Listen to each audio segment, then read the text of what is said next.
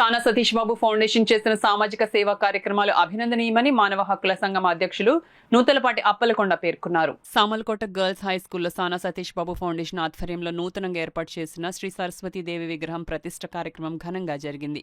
కార్యక్రమంలో భాగంగా సానా సతీష్ బాబు ఫౌండేషన్ చైర్మన్ తలాటం హరీష్, మానవ హక్కుల సంఘం అధ్యక్షులు నూతలపాటి అప్పలకొండ శ్రీ సరస్వతి దేవి విగ్రహానికి కొబ్బరికాయలు కొట్టి పూజా కార్యక్రమం నిర్వహించి విగ్రహాన్ని ప్రతిష్ఠించారు.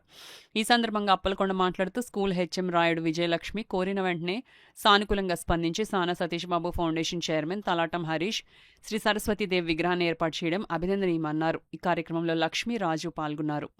సానా సతీష్ గారు ఎంపీ గారు వారు చైర్మన్ గారిని పంపించి ఆ ఫౌండేషన్ చైర్మన్ గారితో విగ్రహాన్ని ప్రతిష్టాపన చేయడం జరిగింది. దీనికి కారణం ఏంటంటే విద్యార్థినులకు అందరూ ఆడపిల్లల స్కూల్ కాబట్టి సరస్వతీదేవిని ఎలా ఆరాధించాలో, ఎలా చదువుకోవాలో, వాళ్ళ జ్ఞానోదయం కలగాలన్న ఆలోచనతో ఈ విగ్రహాన్ని ఈ పాఠశాలలో పెట్టడం చాలా ఆనందకర విషయం.